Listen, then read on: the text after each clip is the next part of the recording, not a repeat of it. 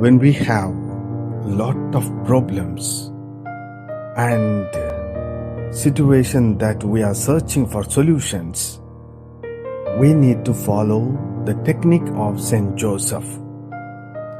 We need to go and have a peaceful sleep. That time, the solution will come through the dream.